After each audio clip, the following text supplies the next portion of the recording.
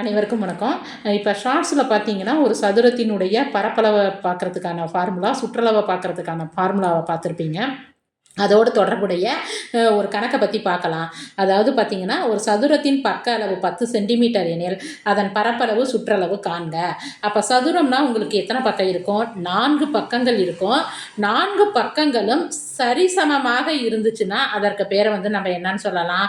சதுரம் அப்படின்னு சொல்லியிருக்கலாம். அதாவது 1, 2, 3, 4 பக்கங்களும் அளவும் சரிசமமாக இருந்துச்சுன்னா அதனுடைய பெயர் வந்து சதுரம். அப்போ அதற்கான பரப்பளவுக்கான ஃபார்முலா அப்படின்னு சொல்லி பார்த்தீங்கன்னா, ஏ ஸ்கொயர்டு சதுர அலகுகள். ஏ ஸ்கொயர்டுனா என்ன அர்த்தம்? ஏ இன்ட்டு ஏ, பக்கம் இன்ட்டு பக்கம். அப்போ ஏன்னா இந்த இடத்துல என்னன்னு அர்த்தம்? பக்கம்னு அர்த்தம்.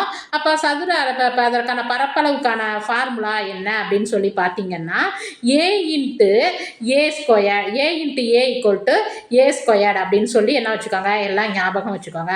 அப்போ சதுரத்தினுடைய ஒரு பக்கத்தினுடைய அளவு என்னன்னு சொல்லியிருக்கிறாங்க? 10 சென்டிமீட்டர். அப்போ அதுக்கான பரப்பளவுக்கான ஃபார்முலா என்ன? 10 × 10 ஈக்குவல் டு 100 சென்டிமீட்டர் ஸ்கொயர். அப்போ இதனுடைய பரப்பளவு அப்படிங்கிறது பார்த்தீங்கன்னா என்னது? 100 சென்டிமீட்டர் ஸ்கொயர். அடுத்து பார்த்தீங்கன்னா சுற்றளவு. சுற்றளவுக்கான ஃபார்முலா என்னது?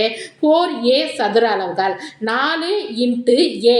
ஏங்கிறது இதில் என்ன அர்த்தம்? பக்கத்தினுடைய அளவு. அப்போ 4 × 10 ஈக்குவல் டு 40. அப்போ சுற்றளவு ஈக்குவல் டு என்ன அர்த்தம்? 40 சென்டிமீட்டர். நீங்கள் உடனே கேட்பீங்க, இவ்வளோ பேசிக்கான கொஸ்டின்லாம் வருமானு. பேசிக்கான கொஸ்டின்னா எடுத்த உடனே இந்த மாரி சதுரம்னு சொல்லி உங்களுக்கு வராது. ஒரு சதுரம் மாரி அளவுள்ள ஒரு வயலினுடைய பரப்பளவு என்ன? ஒரு கட்டிடத்தினுடைய பரப்பளவு என்ன? ஒரு அறையினுடைய பரப்பளவு என்ன? அப்படின்னு சொல்லிட்டு அப்போ வந்து என்ன பண்ணுவாங்க, உங்களுக்கு வந்து கொஸ்டினை வந்து வடிவமைச்சிருப்பாங்க டிஎன்பிசியில்.